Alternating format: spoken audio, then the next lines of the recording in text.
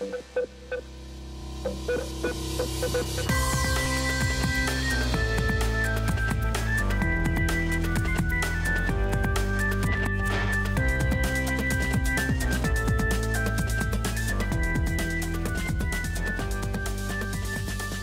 back to Burn the Haystack with Josh and Jesse. I'm Jesse. And I'm Josh. And this is a show all about saving the best and burning the rest. It sure is. Very good. I'm glad that we agreed. How are you today, Josh? That was not an awkward intro at all. No, I'm good, man. I'm happy to be here. Happy to be back. I'm recording in a different room to what I normally record in the spare room rather than the lounge room. Yeah, nice. Fun. It looks luxurious. It looks professional from this angle. I don't know. With the door behind me. With the door behind you. Really pro. You know what I've been loving in this whole, like, in the midst of this whole COVID-19 thing is on the local nightly news, which I don't watch that often, but like I was watching last night and there was a sports journalist who was just doing a bunch of sports updates about the NRL and a bunch of other things. I don't know if you saw this, but I can't remember which. There was like One News on here in New Zealand. Anyway, the guy in the studio was talking to this guy, this other journalist who was in his home, and he was in front of this bookcase, much like what I've got behind me. And every time they do like a segment with this particular guy, they always like make mention of his bookcase. And so every time I look, I'm like, oh, that's an interesting looking book. Oh, what's that? Like, that's a weird title. So now you're seeing like the insight into all these random people's homes. It's quite nice. Whenever I whenever I look at, okay, so this is going to be hard. If you guys are just listening, this isn't going to make as much sense, but you know, there is the video. You can watch this on YouTube even if you just watch this part. But there's one book I've had my eye on because I think I know what it is in your bookshelf, Jesse. Oh, okay. All right. Let's figure out if you know what it is. It's underneath that stuffed dog, and I think it's Philip Yancey's the one about Grace, the blue and the white one. Yeah. Yep. All right. I'll grab the book. Shall I? Yeah. All right. I'm taking off my earbuds. I'm going to grab the book. Okay. Grab the book. Did I get it right? All right. Earbuds are coming back on. Wait, I'm in the wrong ear. All right. Oh, weird. Okay. All right. So, ladies and gentlemen, do you think that Josh got it right? Did he get it right? If you're watching the video, you're going to find out in just a second. 3, 2, 1. Ta-da! Yeah! All right. Philip Yancey. Yay me. What's so amazing about Grace? Good book. Yeah. But, I haven't read. I've read chunks of it. I haven't actually read the whole thing. I've also read chunks of it. It's very bad. But yes, alongside the Jesus I Never Knew, which I think I have a copy of somewhere, but I don't know where it is. Cool. But yes. Well, that was an unexpected segment. Tune back in next week for What's on Jesse's Bookshelf, Part 2. I must say, I have some quite interesting books. When I first set this up, like for me to record in front of this, I looked at some of the books and I was like, ooh, I don't know if that's going to be okay because there's some random books here. So I moved a bunch of them to a bookcase over there, like all my, I guess I'm just going to give it away now, all my Game of Thrones books.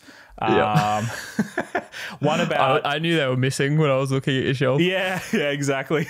So, but then I replaced it with a bunch of my board games, which I think is more interesting than some of my books anyway. I don't know. Maybe. It's different.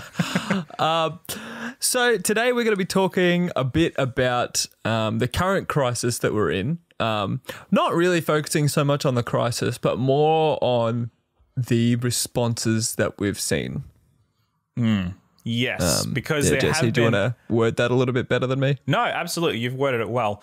Because I think that crises,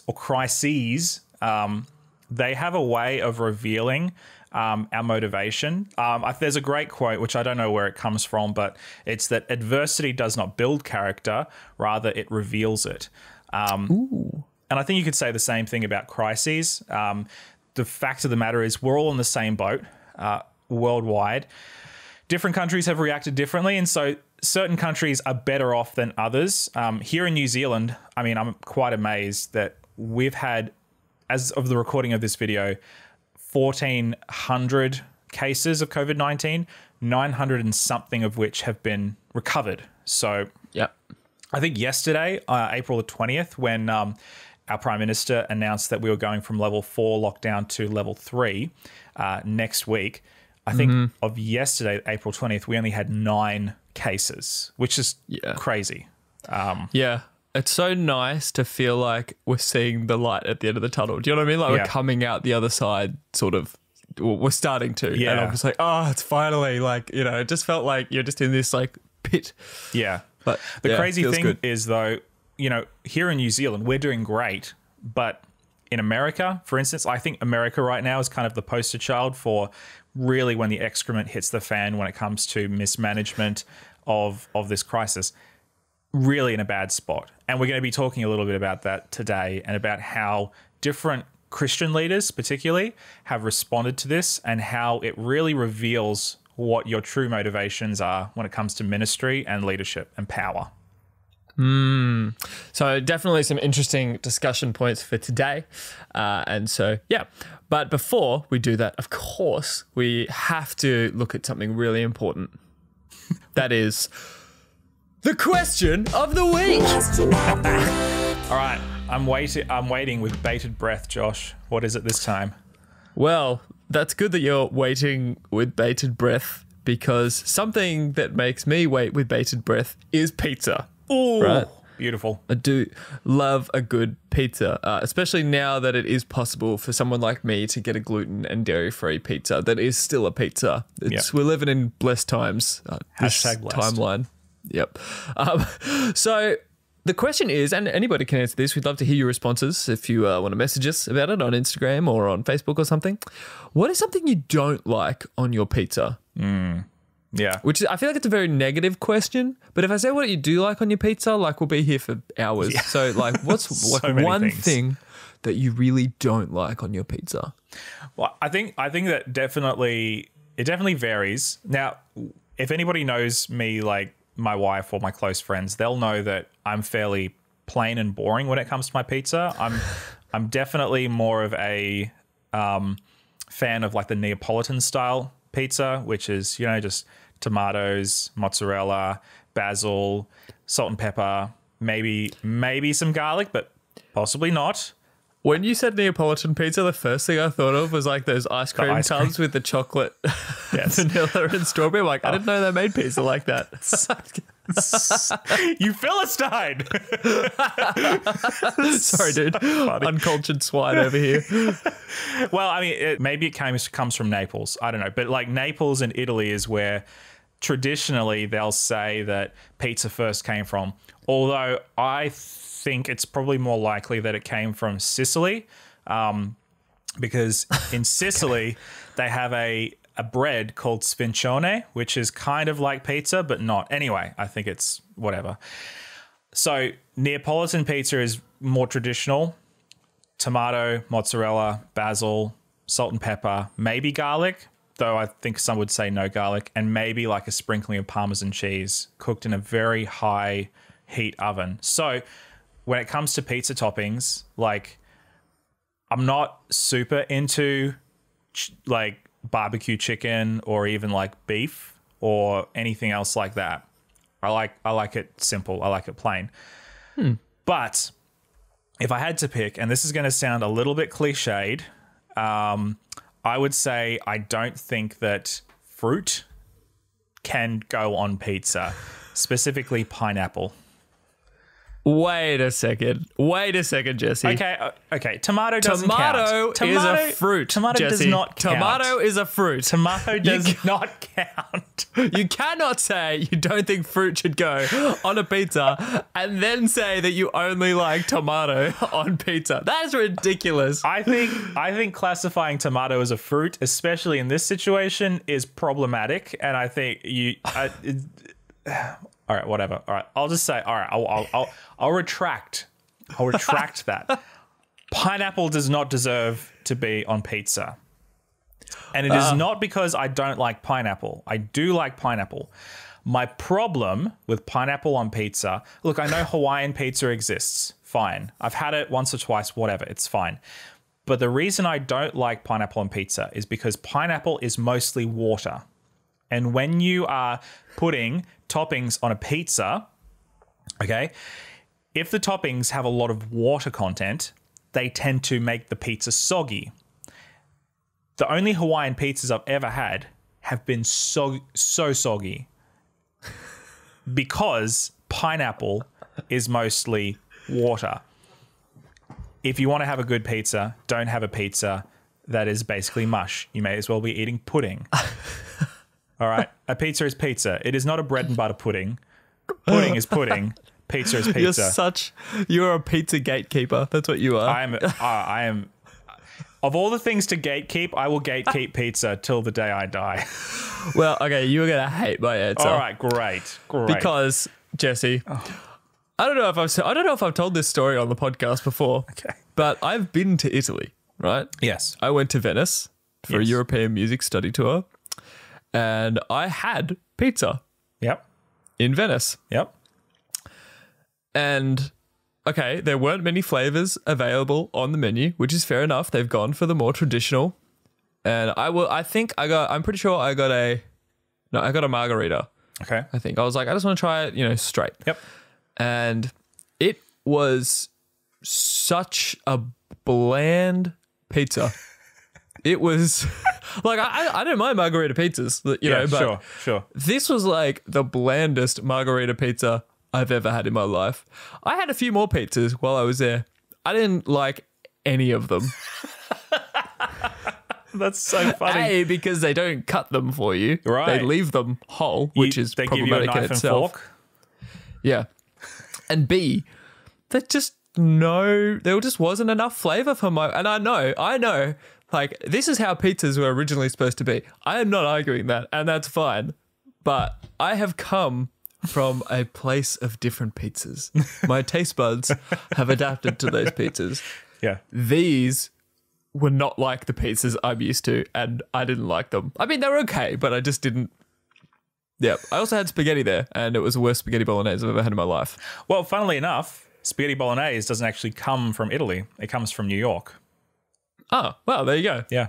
That's great. I wish I knew that. I probably wouldn't have ordered it then. There you go. I would say the majority of pizzas that most of us eat in the Western world, they're New York pizzas. They're not Italian pizzas. Yeah. Yeah. So anyway, that's when I realized I like my pizza with, different stuff on it. Sure. That's how I am. I used to like getting barbecue chicken pizzas and stuff like that. But I will say the one thing I don't think should ever be on pizza is like anything that comes from the sea. Like, I've had tuna on pizza before. Right. Doesn't work out.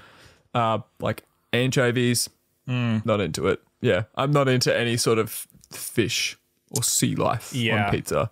I would be willing to try, if somebody made like a pizza with like seaweed on it, I would be willing to try that. I think that could be good because I do like seaweed. I don't know how to process that, to be honest. Seaweed on a pizza. How would that even work? Well, you make the pizza and then you put seaweed on it. I think that's how it would work in general. Do you have it with wasabi and pickled ginger as well? Okay, probably I wouldn't have it with. I don't like wasabi. Okay, but I would be willing to try pickled ginger as well. That'd be fun, like a Japanese pizza. Japanese pizza. Wow. Yeah. Maybe some like Kewpie mayo on it or something like that. Yeah, a bit of avocado. Yeah, bit of shoyu. Yeah, someone should get onto this. If somebody can make this for us, I would try it. It sounds like an abomination. I'm just going to put it out there. It sounds like an abomination, but it might be a tasty abomination. Who knows? Yeah. You know what else is an abomination? Deep fried sushi. But I've had it and I kind of enjoyed it. It's like a straight sushi, like roll of sushi with like tuna or something in it, and it's been deep fried and battered. Wow. It was an abomination, but I was like, well, this is the most Western abomination ever. I'm going to eat it. And I did. Did I enjoy it? Not really, but I'm glad I did. That's so funny. That is so funny. No, I've never even thought. But I guess if you can eat something, you can deep fry it. We live in a flavor fusion kind of world, Jesse. It is true. We do. Every food needs to be fused with another at some point in our history. Everything. Does it though? Does it?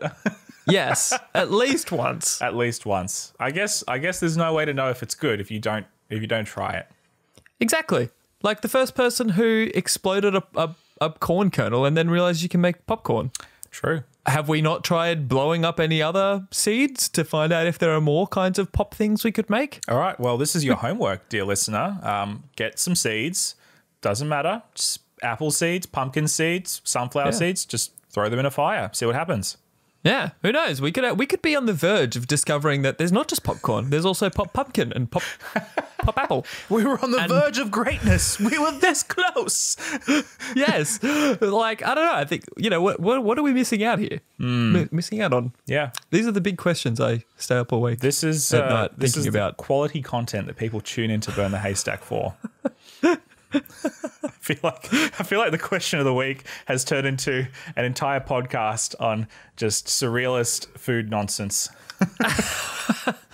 Not the worst thing we've ever done. It's true. It's true. We could be talking about drunk pigeons or Star Wars. Okay. Only true fans will understand. Yeah. All right. Let's get on to the stuff that people probably clicked on this episode to listen to. All right. Thanks for tuning into the question of the week, guys. We love you. Well, buckle yourself in, people, because we're going on quite a ride today. So it's funny. We actually, before we talked about this episode, we actually talked about this as a team. So giving a little bit of a sneak peek, and we thought it probably would be a good idea to not touch on COVID-19 too much. But then all this stuff started to happen. As people began to respond to the crisis in the Christian world. And I started to take notice of what was happening. I started to pay attention to some of the responses from these Christian leaders, some of whom I'd never heard of before, actually, but some of them who I had heard of, either famously or notoriously. And there have been a number of points in the news the last, I'd say, 3-4 weeks that have made me really start thinking about our motivation in ministry and how this crisis has actually revealed those motivations to the world. And so that's what we're going to talk about today. So that's basically my thesis. My thesis is that COVID-19 has revealed the motivations of political, entertainment, and spiritual leaders all over the world. We've seen this in the way that different countries have handled the crisis. We've seen this in the way that famous celebrities have responded to to this thing, whether they raise money for it or if they collectively sing Imagine in bad keys and all this sort of. It's a lot of it's really great and a lot of it's really cringe. Yeah, I remember seeing a video. I don't remember exactly which celebrity it was, but they were just crying about how hard isolation's been. And they were crying like within their huge multi-million-dollar mansion about it. And I'm just like, I can't, I don't hate rich people. I don't hate celebrities, but I can't deal with this. This is the most ridiculous thing I've ever seen in my life. Anyway. Yeah. I mean, I know it's hard, but it's hard for everyone. Like, it's not particularly hard for you. And I mean, the more expensive your house, I feel like the more... Maybe the easier isolation would be. Like, bro, if I had a tennis court and a swimming pool and a home gym and a home theater and gelato machines and paid staff, I would be set. I wouldn't want to see the outside world for weeks, maybe even months. Yeah, but like then there are people who like have 3 kids and they're cooped up in like a 1-bedroom apartment or something. Yeah. Like I feel like it's harder for them. Like obviously that's not a perfectly linear scale. No, but like, those are the two ends of the scale. There's like, I'm stuck alone in my multi-million-dollar mansion and look at me, I'm so sad. And then there's the person who maybe doesn't even have a job anymore because they're on minimum wage. Maybe they're getting a government benefit and they have kids to feed and they have mounting bills and rent is due. And like, that's, those, yeah. You it's can't a crazy even compare time those two. For everybody. Yeah. So anyway, it's interesting, I think, how different people all around the world have responded. And we live in such an American-centric world right now. So we're going to be spending most of our time with Americans. So if you are American and it feels like we're bashing on you, I'm really sorry. I honestly have tried to look for a lot of different Christian leaders' responses all around the world. But it just so happens that the most striking examples of the hypocrisy and some of the bad motivations are Americans. So I apologize in advance. Yeah. But I mean, we will say there have been some good responses too, and we will touch on that too. Exactly. So like it's not all bad news. So, you know, don't get too down in the dumps. Yeah. So I think probably one of the best places to start is with the clickbaitiest clickbait prosperity preacher in the world. And that is our dear friend. Everybody loves him, Mr. Kenneth Copeland. Yeah. So if you know that name, you know the infamy and the controversy that surrounds it. If you don't know who Kenneth Copeland is, first of all, you're very lucky. Second of all, you're about to know. So Yeah. I mean, the first time I heard about him was in that video about him with some other televangelist yes, explaining why they need private jets. And then he was saying how like it's like going on commercial airlines. It's like being in a tube full of demons. You know, Yep. and I'm like, aren't these the people that you're like meant to be reaching? And Yep. it was horrible. It was a horrible video to watch. Yeah, I think that was the first time I was introduced to him as well. And then as well, there was the follow-up interview where a journalist, I think, tracked him down to his personal airport or something and interviewed him about that. And yeah, the sort of demonize and the craziness that sort of the vibe he puts off is just insane.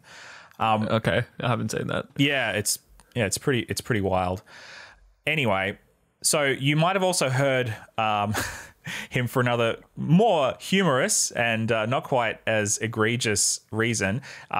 During one of his broadcasts in his huge church with only 4 other people on screen at least who repeated everything he said, he blew the coronavirus away physically. Yeah. And I don't know, if you haven't seen the clip, go and watch it, but it's hilarious because he's there preaching in his church to what is usually a crowd full of people who are just lapping up every word that he says, who say amen, who are clapping, who are repeating everything he says. That's the way he likes to preach. He gets on stage and he yells something and everybody else repeats it. And it's just this dynamic that he's cultivated. But it's really hilarious seeing him try to replicate this dynamic with just 4 other people who are standing next to him awkwardly. And then the moment when he blows the coronavirus away, the 4 other guys simultaneously also blow. It is the weirdest thing ever. It is the weirdest thing ever. Yeah. I mean, I've seen strange like prayer meetings in my life, but that's definitely topping the list, I think, for me. Like, Yeah. even if I saw that not on TV, like if I just saw that in any prayer meeting, I probably would be like, okay, this is different. I don't know. It's a nice way to put it. Yeah. But one of the other reasons that you may have heard of Kenneth Copeland recently is because he was doing another broadcast with some of his friends and, I don't know, employees or whatever. And he basically said, if you've lost your job, if you are wondering where your next rent payment's going to come from, don't stop tithing. And he made this quite clear. Whatever you do right now, don't you stop tithing. And you can go and look at the clip, and we'll link it in the show notes. But basically, he says, if you're getting laid off at work, if you are unsure about how you're going to be able to afford your bills, all that sort of stuff, don't stop tithing. And Kenneth Copeland's model is pretty simple. His sort of gospel is it's classic prosperity gospel with a very strange twist. His idea is that if you continue to be faithful tithing to your church, to your pastor, to your whatever ministry, and the natural implication is that you should definitely tithe to his, because his I don't know, level of influence with God is higher because he's special in some way, and so therefore there's going to be more benefit. But basically, it's the whole idea of plant a seed and God's going to multiply it, give me money, God will give you money back, health, wealth, well-being, that sort of thing. And so his basic call to his congregation at this time is to continue to pay him. And in the midst of this, he actually said that God told him that he's going to receive $300 million in donations this year. What? Yeah, this is in the midst of it. This is not before the lockdown, the coronavirus thing. This is in the midst of it. He said that people are going to continue to give, that God is going to provide for them, and that he is going to get paid $300 million this year. He is going to be paid $300 million? Yes. Or his church. Yeah, I don't know exactly how it works, but that's what he said. Okay, like, I can understand... Okay, I can understand churches still saying, like, you know, hey, in the crisis, still keep the principle of giving. You know, even if the amount changes and all that kind of stuff, like, it's important to keep your principles. Yeah. I guess. But I mean, to say to someone like, if you've lost your job, you know, like to directly say that, I think that's pretty irresponsible. Yeah. I think like I don't know, you know, because obviously like churches still need support as well during this time. But I don't know, like surely, I don't know. Yeah, I don't know. You think your level of measuredness and like carefulness about how you say things, you would have to like beef that up a bit, knowing what time we're living in. Like you'd think that he would be at least a little more careful with how he would say things. But the way that Kenneth Copeland operates, it's like a very classical Pentecostal preacher mentality of, you know, the preacher has a direct line to God, and so therefore you should respect him and you should just do what he says because his level of credibility is that much higher than the average person, which is obviously really dangerous for reasons that should be clear to everybody. Priesthood of all believers, all that sort of thing. Even when it comes to Jesus's leadership in the Gospels, you know, his continual call is for humbling of oneself. And we see that, you know, in the Last Supper where Jesus washes his disciples' feet. The idea is not that just because you are special, you're a preacher, you're a Christian leader, it doesn't mean that you have a higher level of spiritual authority or connection to God, perhaps is the best way to say it. You don't have more of God's phone time. You don't have, you know, more access to him than the average person. That's just not how it works. Perhaps spiritual authority, but certainly not spiritual access, you know. Yeah. Yeah. So, yeah. And this is really hard because in the midst of this crisis, we're both pastors. We've been seeing and we've been keeping track of what's going on. And this is not, you know, necessarily true for every church, but in this crisis, churches are receiving less tithe and less offering. That's just how it works. As much as many of our churches today have set up online and we prefer online giving, the reality is most people still pay their tithes and their offerings in the offering plate on a Sunday morning or a Saturday morning. That's just how people work. So many churches are feeling the crunch. But I think it's interesting in the midst of this. You know, you could probably say this before the current crisis, but I think definitely what this crisis has illustrated is where Kenneth Copeland's priorities are at. And what the business model entails. Yeah. But the thing is, you'd hope people within it would see it, but probably won't. Yeah. I think the level of brainwashedness or at least just simple, we're just going to go along with what he says because we're getting something out of it. He's getting something out of it. It's like the loyal soldier within. It's like, no, I'm sure they're doing it with good meat. You know, it's all for good. It's Totally. all for good. Yeah. stay loyal. Yeah. Yeah. So that's one example. There are two other examples of how this has revealed our motivations that I'm going to talk about. There was a minister, a bishop actually, Bishop Gerald Glenn, who was unfortunately in the midst of this whole thing.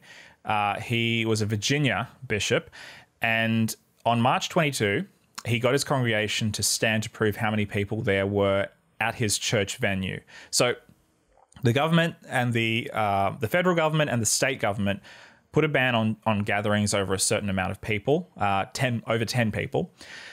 And in defiance of that, he continued hosting services. In fact, he, as I said just before, during his service, he got his congregation to stand on the live stream to prove how many people were there, saying, and here's what he said: "I firmly believe that God is larger than this dreaded virus. You can quote me on that," repeating it a second time to collapse, saying that people are healed in this church.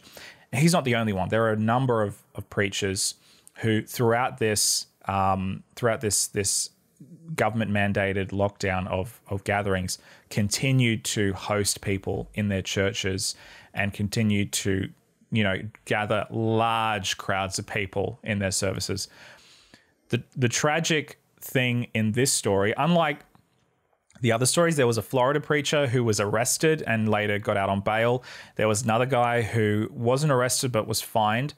The tragic thing in this story is that this guy didn't actually suffer any of those penalties. He got the virus and he died. Just a few weeks ago, April 11th, his family and his church announced that with an exceedingly sorrowful and heavy heart, announced that Bishop Glenn had passed away a week after contracting the virus. He was in his 70s, so he was an old fella. Apparently definitely one of the more at-risk category people at that age. And apparently he had some pre-existing conditions as well, though I don't know what they were. But it's just one of the other things that this has illustrated to me is the fact that a lot of the time we misconstrue personal freedoms and standing up for freedom of religion, freedom of speech, and all that sort of stuff. We misconstrue and we kind of conflate that with actually being responsible. And many people that I know on Facebook and around the world have actually stood up and have tried to oppose government's decisions to shutting down large gatherings. And almost every time something tragic or something preventable has happened as a result of it. I don't know. What are your thoughts on this? I mean, you've seen this just as much as I had. Hey.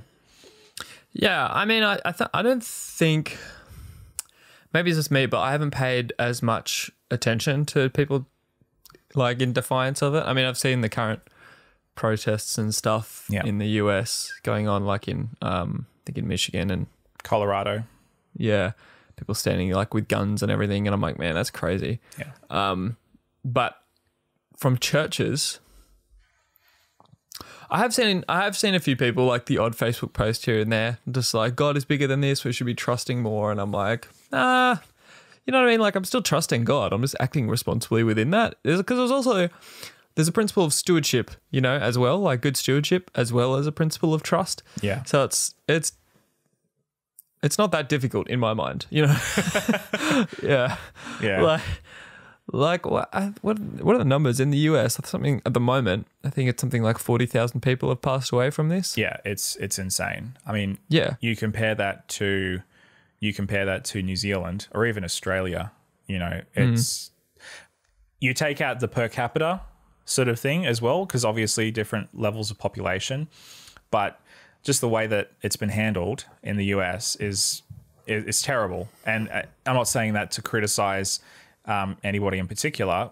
I'm saying that to just express how tragic and preventable many of those deaths and the deaths that are going to follow are, really. Yeah. So. And I think a big result, I think the saddest part is that a lot of people have been sort of a victim to like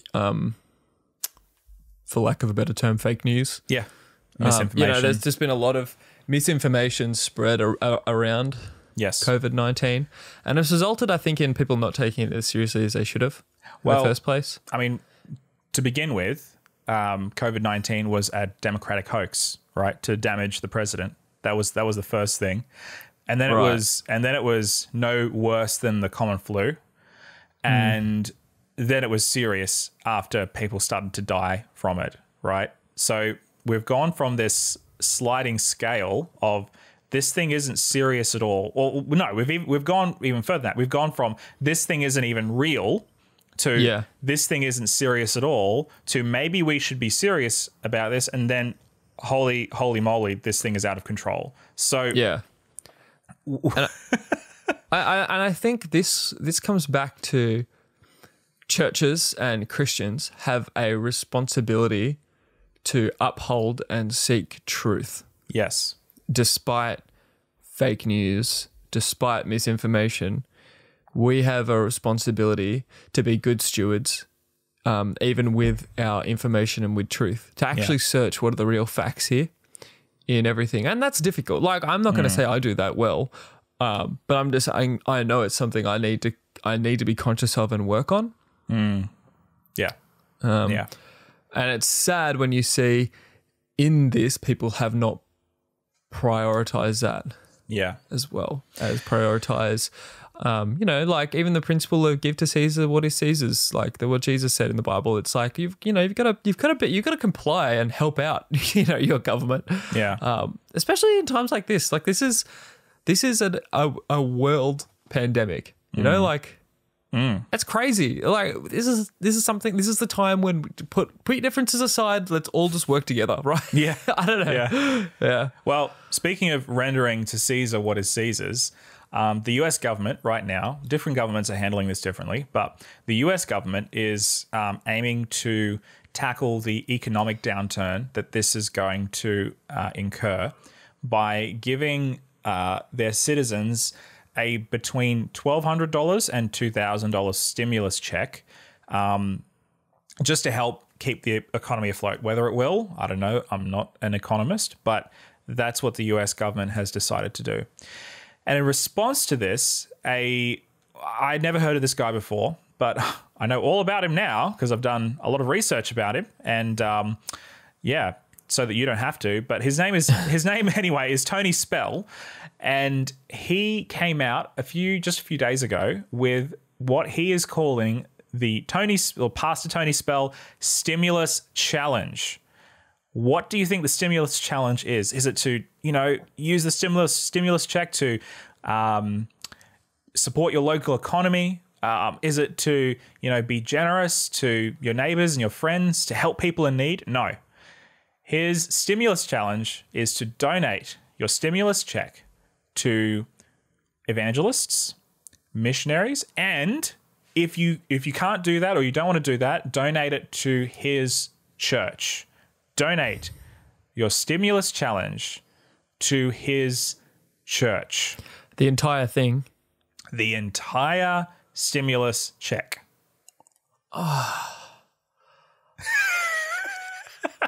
A noble cause, if ever I heard one. Why? Why would you say that to people? Why would you make that challenge? It's just... So this comes back to what we were talking about before. He originally didn't want to close his church because God is bigger than the virus and God can heal people, whatever. But it's becoming more and more apparent that the reason he didn't want to close his church is because he relies on the donations of his congregants. And if people are not coming to church, they are much less likely to tithe and give their offerings. Offerings and tithes, which he relies on to maintain his lifestyle and to maintain the balance book of his organization. He hasn't said that. But if you look up his net worth and you look up what his ministry is doing, that becomes painfully obvious. It's so frustrating to hear. You know what I mean? Like, Yeah.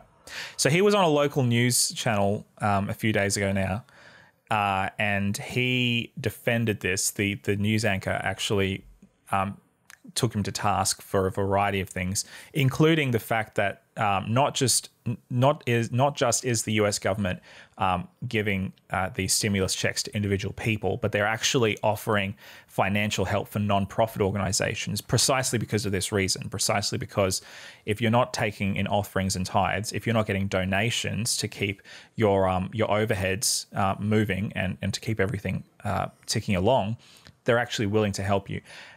And he just said, no, we don't want any government help. We don't want anybody to, we don't want the government to intervene. We don't want the government to interfere with anything that we're doing. But he's more than willing to take people's money that the government gave them. So try and figure that out. It boggles my mind, the audacity and the just complete lack of empathy and greed that some of these leaders are portraying. It's just insane.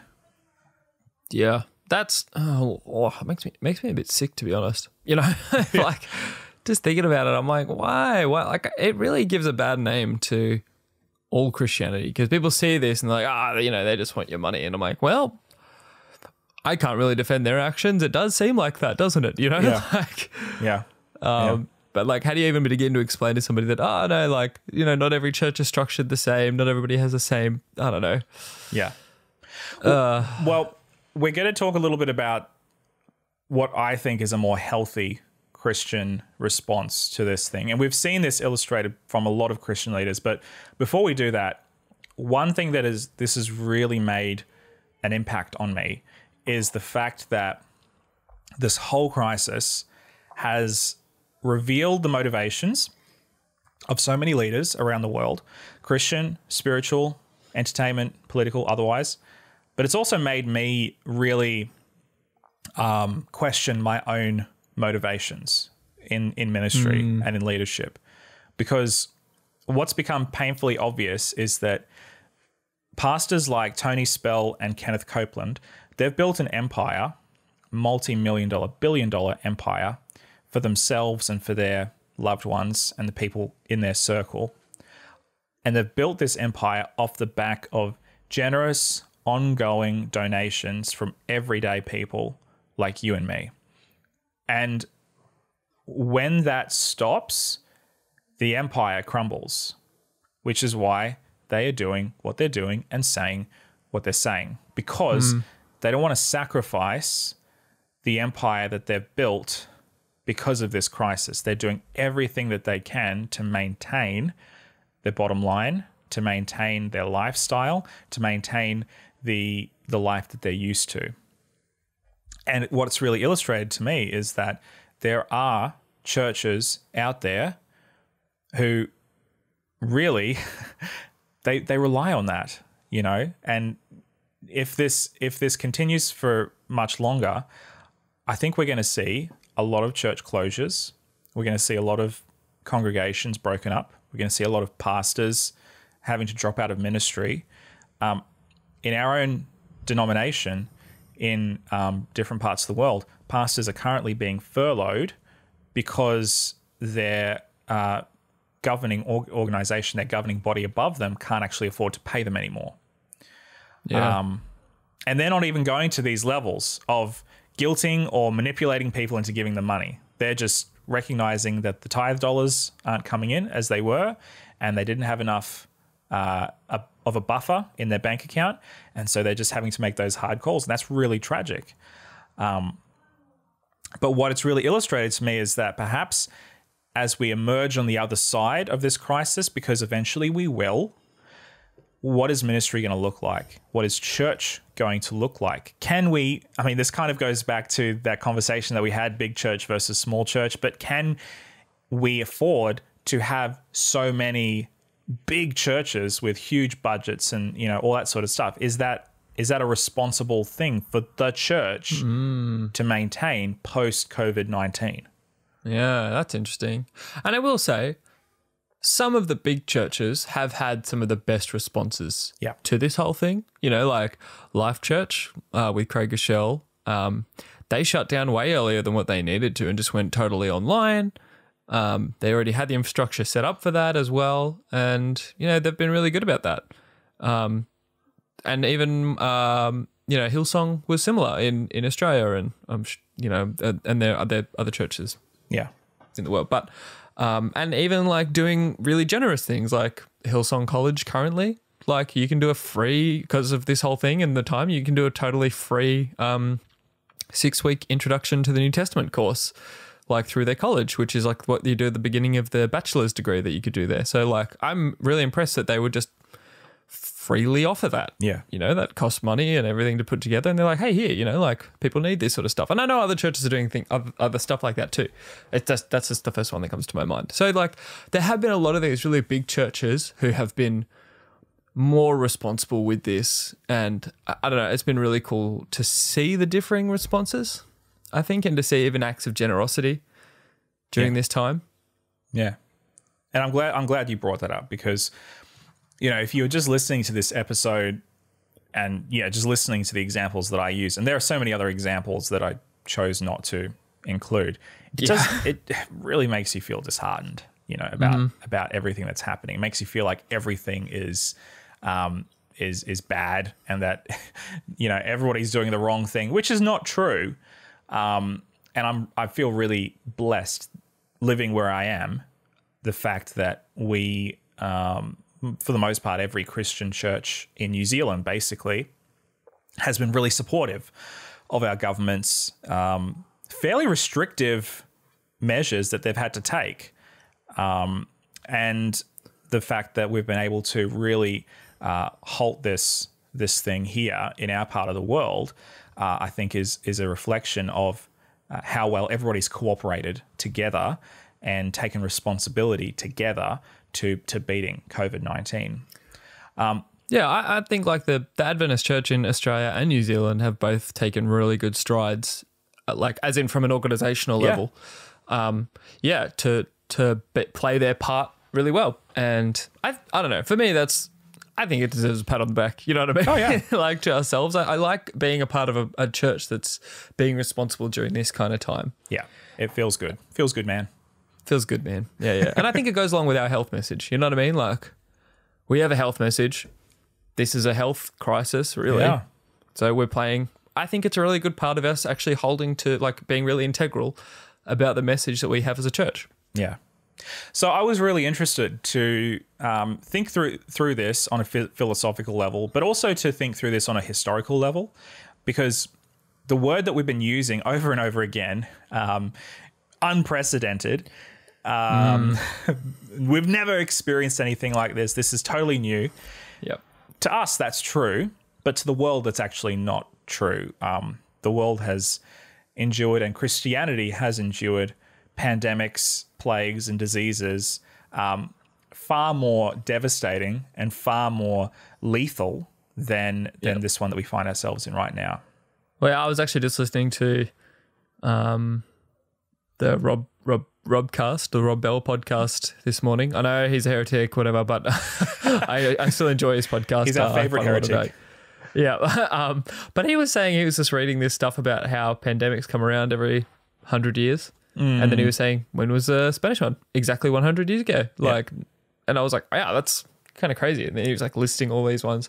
I don't know. I'm not a history guy, but I found it interesting. But I think part of the unprecedentedness of it is because of the age we're living in is really new as well. Yeah. But the idea of a pandemic and like one that sweeps the globe, that's not that new. Yeah, that's happened. I think it's part of that. If you've ever listened to This Cultural Moment with Mark Sayers and John Mark Comer, you'll kind of, I think about this around the modern gospel sort of message of, we've gotten so far as a species, as a culture, and we've advanced so far, and look at how look at how everything is just so much better than it was technologically, sociologically, politically, spiritually. We're just so advanced and I guess better than, the people who have come before. It's this idea that we are kind of untouchable, and that when something like this happens, it's kind of like breaking that modern gospel, 21st century gospel mold that we're actually not untouchable, and actually things can happen that can disrupt this philosophical movement of thought. Yeah. Oh, just go and watch this. Just go and listen to this cultural moment, guys. It's great. Ditch this podcast, go to that one. Yeah, honestly, if I had to listen to Burn the Haystack or this cultural moment, I know which one I'd choose. But anyway. Burn the Haystack, of course. Of course. Yep, sure. Continue. Anyway, so unprecedented, yes and no. But having said that, I found it interesting looking back to the history of Christianity and the way that Christians throughout the ages have actually treated pandemics as they've responded to them. And it's not like we don't have the writings, it's lost to time. No, we actually do have advice. We actually do have some really interesting learnings from different Christian leaders through the ages who have encountered this sort of thing. One of them that I found really encouraging was actually Martin Luther. You might know Martin Luther as basically the guy who kicked off the Protestant Reformation.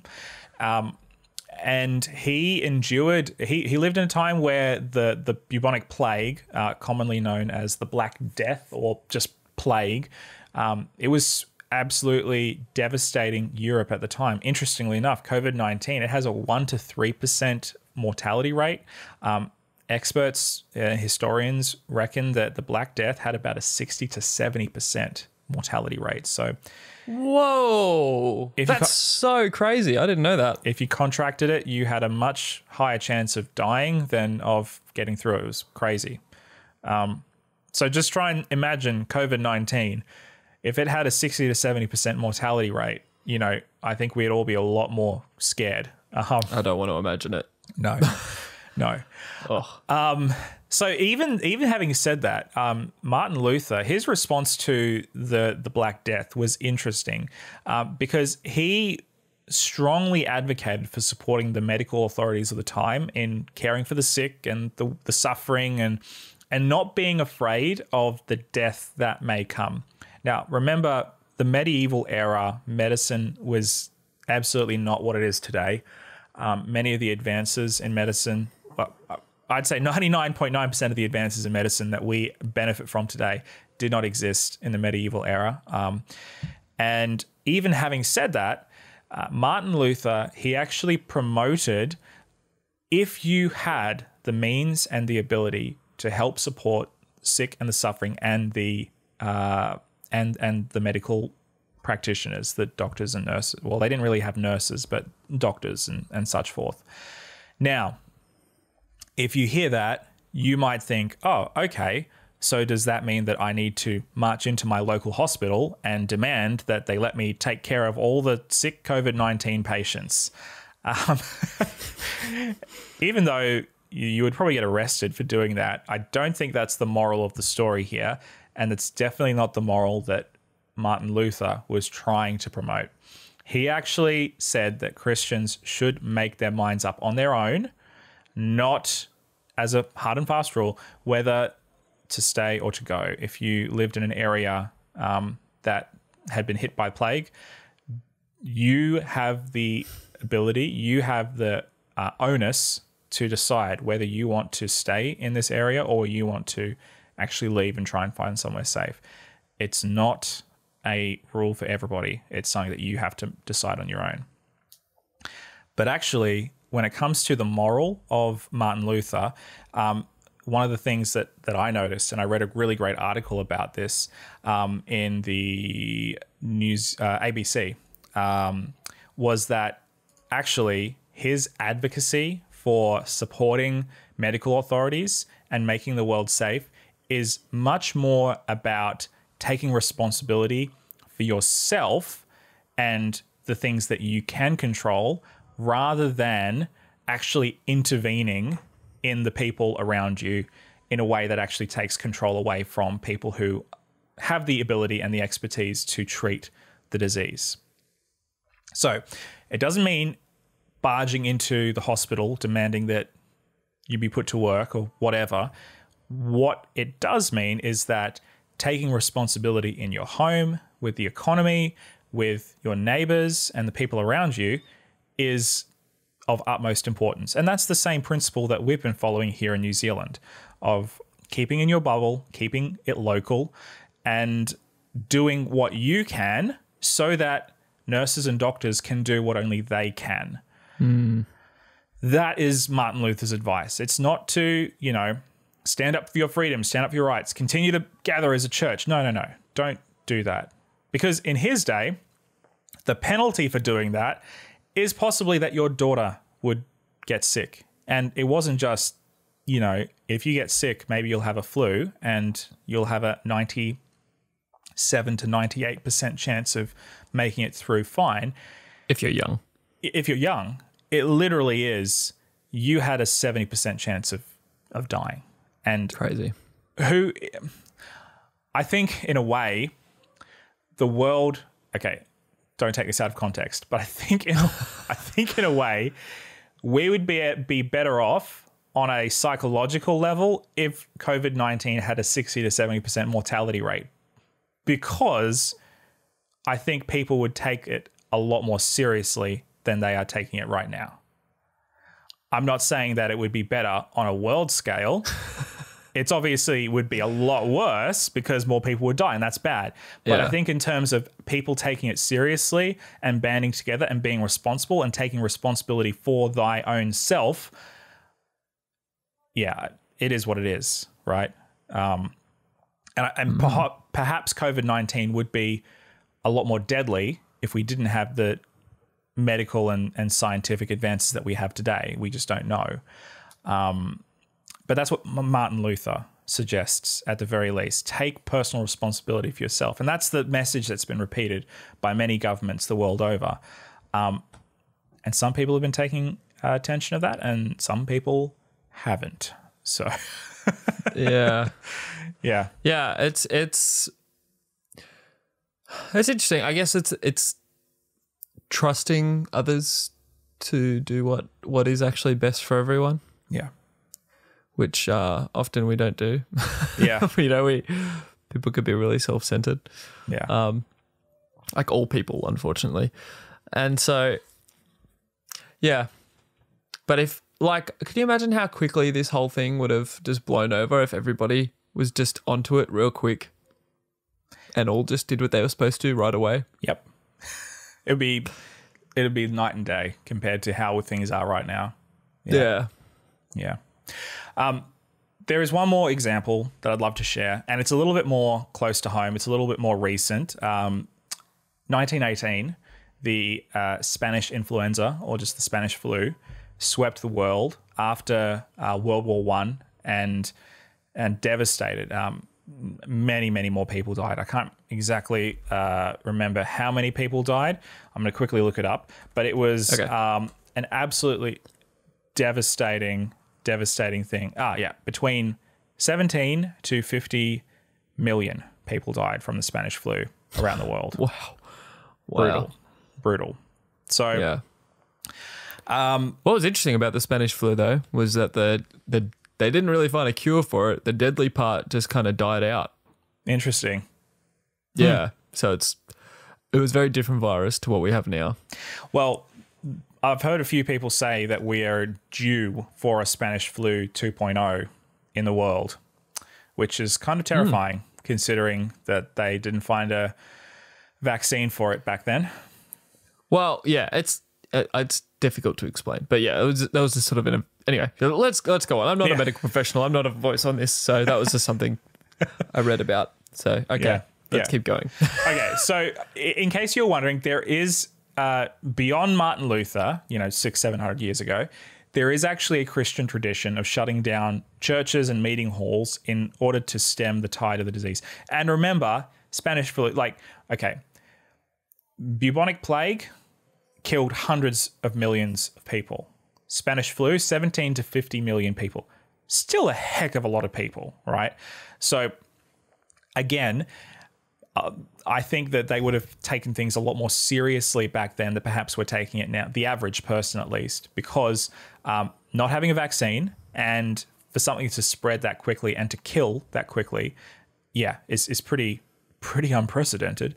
But During this is what I found anyway in an article that I found on the Washington Post, that during the deadly epidemic of 1918, local authorities ordered churches to close in an effort to contain the spread of the virus. Some ministers complained, but others recognized that ceasing to congregate in compliance with public health efforts was in harmony with the essence of biblical faith. When the ban against mass gatherings was finally lifted in Washington, D.C., the Reverend J. Francis Grimke reiterated to his congregation that the closure of churches was justified and that if avoiding crowds lessens the danger of being infected, it was wise to take the precautions and not needlessly run in danger and expect God to protect us. Right. So in case you missed it, right at the very end there, I think that's the essence of what I think I'm trying to say here, and the message that Christian leaders and political leaders are trying to communicate at this point in time. Closing down churches may feel like a violation of your rights if you are of a certain political persuasion. And I understand that. And I understand that disrupting something which you hold as being integral to your daily and weekly and, just your life, that's painful. Mm. But in terms of avoiding danger and being wise and faith, the idea that God will protect you if you continue to meet in your church, I think is just unwise. It's what the scriptures would call foolish, right? And a fool, according to scripture, is somebody who knows what's right and knows what's wrong and just chooses to do wrong anyway, fully aware. And when it comes to having faith that God will protect you, knowing what's right and knowing what's wrong and choosing to do wrong instead and expecting God to come through and protect you while you're doing the wrong thing, it's kind of like robbing a house in broad daylight with the owners of the house at home and expecting that they won't call the police. It's ridiculous and it's silly and it's foolish. And you shouldn't rob a house anyway, but it's that same principle.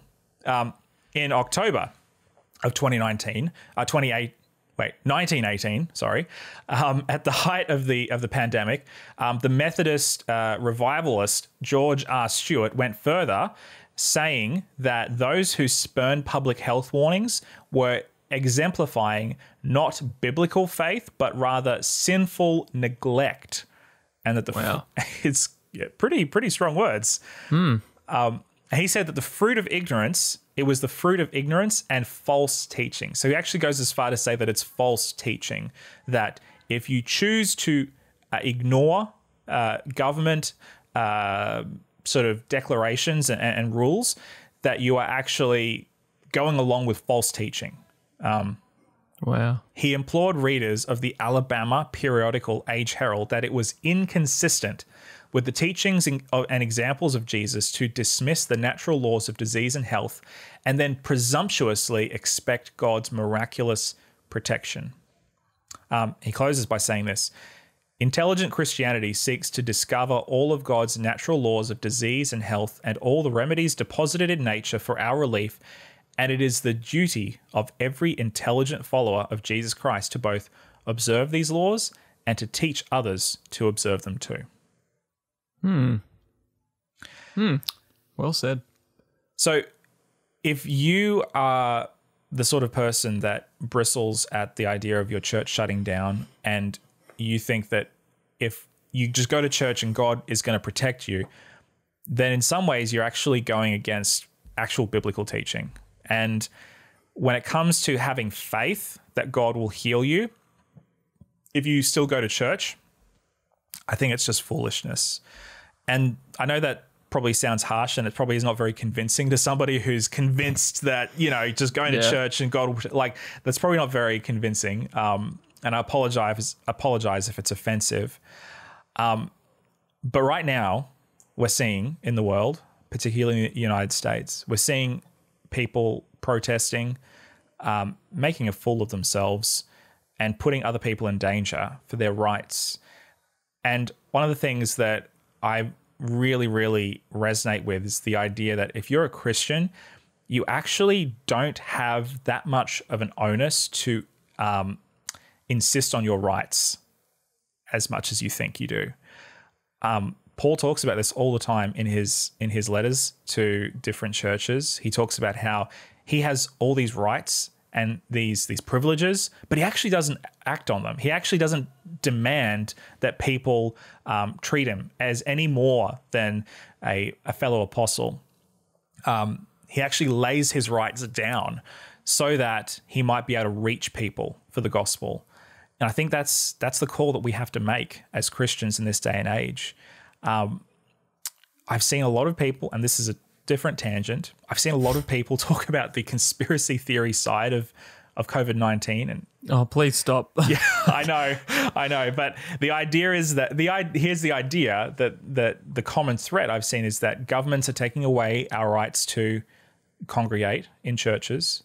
And what's next? They're going to take away our rights to meet on certain days. They're going to take away our rights to meet under certain conditions. And my answer to that is, so what? So what if the government does that? There are Christians today who have been living with that reality for decades in different parts of the world. But that doesn't stop the Church of Christ from expanding. It doesn't stop the Church of Christ from meeting the needs of people. It doesn't stop the Church of Christ from being the church. We don't need to have all the rights and responsibilities that we currently have in order for the church to flourish. In fact, for the most part of history, especially in the first 1,000 years of church history, it didn't. And guess what? The church still flourished. Yeah. So I'm sorry. I've been monologuing a lot. It's all right. I was just thinking about that. I don't know if you remember that story about the guy who he's cruising along in his boat out in deep waters, going fishing, and then something goes wrong, gets a hole in the boat goes down. He has to jump overboard, and so he's sitting in his little tube, and then he prays. He's like, "Okay, God, just pray that you would rescue me, that you would come down and you would pick me up."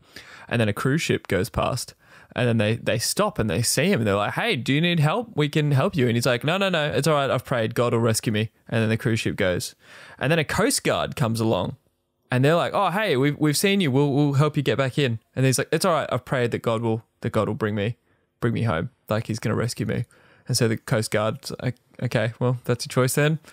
They leave, and then eventually the guy drowns, and then Jesus comes back years later, takes him to heaven, and then he's like, "Whoa, what happened? Like, you were supposed to rescue me. You left me to drown." He's like, "I sent you boats. You didn't take them." Like, and it's that same sort of principle. We get in our head this idea that God's going to rescue us in one way, but like sometimes he uses much more natural ways to rescue us, like the government, like health professionals doing their jobs. You know what I mean? But we get so locked into this one way of how God's going to do something, but that's boxing God. We don't do that. We can't box God. Yeah. So that's our episode. What's your motivation?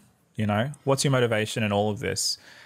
How much are you willing to lay down your own personal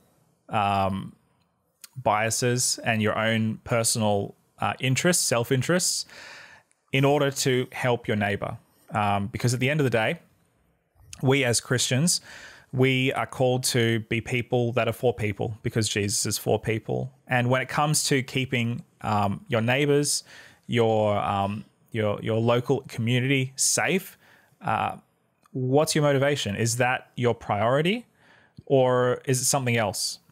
I actually don't think it would be a bad thing if certain churches closed down during this crisis. I know that sounds really bad. I've said a lot of things, and I've said that's really bad in this episode, but yeah, I'll just say Jesse's thoughts in this episode are his own. I'm just here as a fellow host listening as well. So.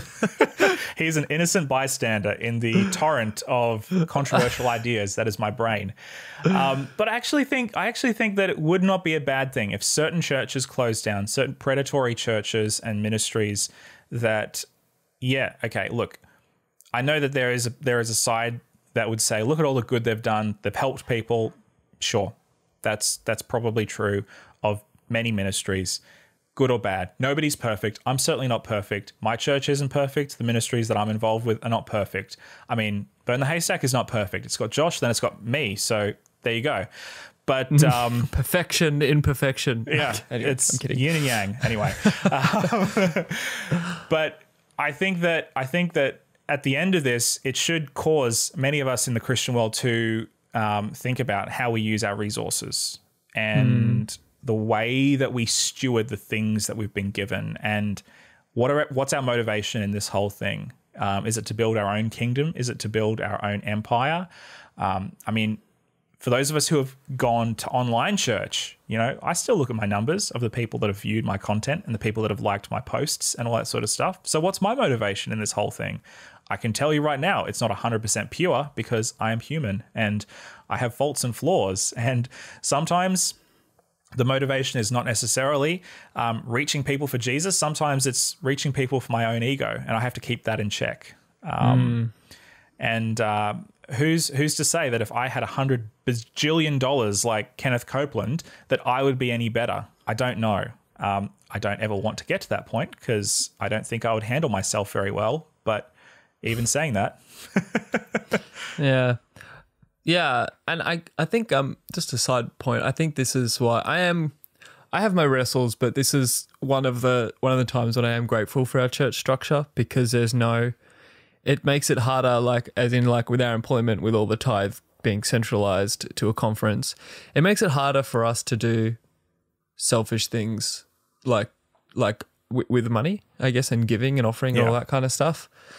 Because it's just not even controlled by us. Obviously we still want to see the church continue to flourish, and I understand some people aren't able to give in this season, and that's fine as well. Like, that's what I'm saying. There's a principle of generosity and giving, but then there's also the principle of good stewardship, and you've got to walk that path. Yes. Obviously, like, I want to see the church continue to flourish, but who knows? I don't know what kind of effect this is going to have on the church, but I can't stand there on my church's video and be like, you need to give so that I can still have a job or something. That's just how it could work, and I'm grateful that like our system does a lot to stop us from being like that. Sure, there are people who can, people can take advantage and be malicious in any system, I guess, but I don't know. I guess in this season, I'm really grateful for the system that we have. Yeah. So for those of you who don't know, if you are an Adventist pastor and you are pastoring a church of 12, you'll get paid the same amount at the same level if you are pastoring a church of 12,000, let's say. So that's just how our system works. You don't get paid any more. You have a specific amount of money that you are paid at a certain level. And then when you move up those levels, that pay increases, much like if you're in any other organization. But the size of your church does not dictate the size of your paycheck. So super grateful for that as well. Yeah. And I guess just so it's like the pay and all that, like tithe is out of my hands. You know what I mean? Yeah. I love that. And by the way, even in our system, there are people that I've met who are like, how much do pastors actually make? Like, do you get paid like a lot of money or like not much money?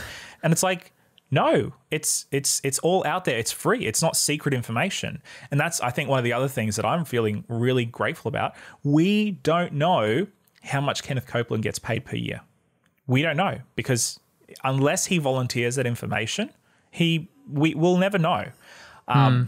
So the fact that our church has decided that this is public knowledge, everybody deserves to know. Everybody deserves to hold us accountable for the way that we spend our money. Huge blessing. Yeah, love it. Definitely. Cool. Well, I don't want to pat ourselves on the back too much more. It's a system. We have many criticisms with our system, but that is actually one thing that we are genuinely both grateful for. So yeah, that's a beautiful thing. Yeah. But that's the thing. I think crises, in any crisis, you're always going to, the good and the bad of systems and things in place are always going to shine more. So totally. Yeah, it's been cool. All right. Anyway, that's enough. Do you have any last thoughts you wanted to add, Jesse? No. I think I've definitely made my point on to a large degree. You have. I've been like interested. I mean, obviously, like if you can tell, this episode was obviously led more by Jesse because this was a big idea and thing he had. But I don't know, like I've been really enjoying it, and I feel like I'm definitely thinking about, hey, what is my motivation in all of this, and my continued motivation when all of this is over. Yeah, I don't know. I'm excited about the discussions that will take place. So we'd love to hear from you. Yeah. Make sure you get in contact with us about this. Send us an email. But for all things Burn the Haystack, best place to go is burnthehaystack.org. It's got our links to our social and a way that you can contact us directly through there as well. And if you haven't already, please subscribe to Burn the Haystack on whatever podcatching app that you like. We are on every podcatching app, Apple Podcasts, Google, sometimes Spotify, Stitcher, Pocket Casts. I use Pocket Casts. I love Pocket Casts. They're great. So whatever Good you for have. you, dude. Yeah, thanks, bro. So whatever you have, chances are we're on there. And if you want to help us out, help us to grow and to get more exposure so that more people can listen, leave us a rating or a review on your podcatching app. That would be really, really appreciated. Totally. And remember, let us know, what's something you don't like on pizza? All right. We love you guys. Stay awesome. That is Josh and Jesse out.